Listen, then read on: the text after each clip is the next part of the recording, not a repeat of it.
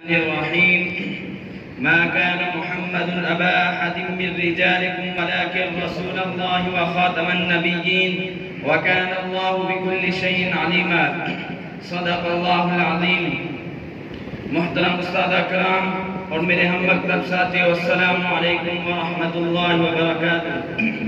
میرا آج کا موضوع ختم نبوت پر ہے. دعائیں کہ اللہ تعالیٰ مجھے حق سچ کہنے کی توفیق عطا فرمائے. ختم نبوت کا تعلق عقیدے سے ہے اور مذہب اہل سنت والجماعت کا مدارس پر ہے.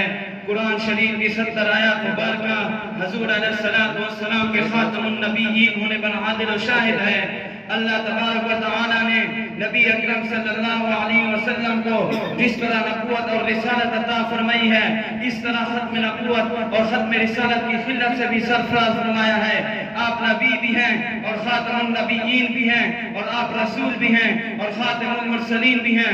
سرکار تو عالم نے فرمایا انا خاتم النبیین لا نبی بعدی، یعنی میں آخری نبی ہوں، میرے بعد کوئی نبی نہیں آنے والا. حدیث شریف میں آتا ہے اللہ تعالیٰ فرماتے ہیں اے محبوب، جہاں میرا ذکر کیا جائے گا وہیں تیرا ذکر کیا جائے گا. کلمے میں پہلے میرا ذکر، پھر تیرا ذکر. تکبیر میں پہلے میرا ذکر، پھر تیرا ذکر. نماز میں پہلے میرا ذکر، پھر تیرا ذکر. جنازے میں پہلے میرا ذکر، پھر تیرا ذکر. قبر میں پہلے میرا ذکر، پھر تیرا ذکر. حشر میں پہلے میرا ذکر، پھر تیرا ذکر.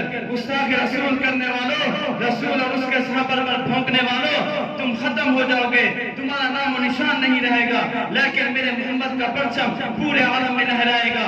عرب کا نبی محمد ہے، عجم کا نبی محمد ہے، عرش کا نبی محمد ہے، فرش کا نبی محمد ہے، انبیاء کا نبی محمد ہے، اولیاء کا نبی محمد ہے. آج اگر کوئی جھوٹی نبوت کا دعویٰ کرے تو وہ مسلمہ کذاب کہلائے گا. اس کا حال اسود ہنسی جیسا ہوگا یا غلام محمد قادیانی کی طرح لیٹرین میں مرے گا انشاءاللہ. وآخر دعوانا الحمدللہ. ماشاءاللہ ماشاءاللہ. دونوں عالم کا اگر مقصود تجھ کو آرام ہے، دونوں عالم کا اگر مقصود تجھ کو آرام ہے، تو دامن و اس کا دامن جس کا محمد نام ہے. یہ تھے محمد اسامہ. اب تشریف لا رہے ہیں محمد عرفان سندھی.